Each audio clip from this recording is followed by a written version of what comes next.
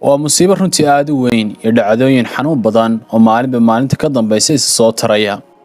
15 sano ka hor markii dhacdooyinka noocan ah ay jireen dadku waxa ay lahaayeen rajo ah in maalin uu wadanku hagaago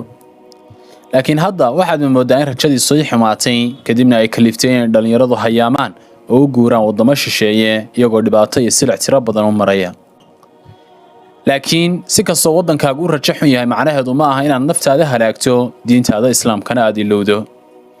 muuqaalkan maanta waxaan kugula wadaagayaa 3 mukhalafo oo sharci ah oo diinteena islaamka khilaafsan oo ku dhacayo qofka tahriiba oo naftiisa halaag u kada qodobka koowaad waxa weeye arsaaqada aad halkan ka weyday ee Soomaaliya ka weyday macnaheedu ma aha in haddii wadan shisheeye ama gaalada aad tagto inta mid ka badan aad helaysid رب سبحانه وتعالى أرساقد إسقى جانجويا وحنا ويري وفي السماء رزقكم وما توعدون رزقين سماد أيوكي ماذا وإلهي بسوى جانجويا يوحي الذين يبوها يتشنض أحبا انتو بسماد أيجرا سأدرتين ويجري كران أضو حتى ديغان كاغا جوغا وحيالا أرساقد إلهي كبركيو عبادادا لكن هدي ديغان أدك قورتيد وديغان كلا أدك قورتيد تام عنه هذو ماها إن كيد كاغا أرساقد رب أي انتا كبضان هيسو وضو كلاباد وحوية إلهي سبحانه وتعالى وحوليه ولا تلقوا بأيديكم إلى التهلكة نفتينا هلاكها كردنا وضد مريسيد أدوغو واد أكتهين عن السيف أهين وحاكو قبصانا يا جانجس أمام مقفيال كواسو كدريا كتردريا تاسنا معنى هادو وحيكو كسيسار دباتو عادو تربضا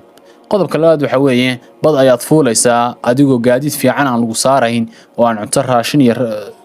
صحي في عنا عن القدرين تاسنا وخطر كره adigoo intaas ba og hadii aad waxa weeyaan ku indha adeegtid wadada aad martid macnaheedu waxa weey naftaada ayaad halaagtay qofkuna haduu naftiisa halaago waxa uu ka dhigan yahay qof naftiisa dilay oo kale qodobka saddexaad ee u dambeeyay waxa weeye culimadu waxay fatwoodeen oo ay soo saareen oo isku raaceen in wadan gaaleed aan loogu haajiri karin oo loogu guuri karin 3 qodob oo kaliya mooyaan qodobka koowaad waa caafimaad ama daweyn laga waayay dalalka islaamka labo aqoon iyo cilmi aad ka weyday wadamada islaamka oo wadamada gaalada oo laga helayo qodobka u dambeeya waxa weeyaan inaad diin gaarsiinaysid oo adigu aad ku fitinoobayne aad noqonaysid daaci iyaga soo islaamiya saddexda wixii aan ahayn ma banaana inuu qofku wadan gaaleed ugu haajiro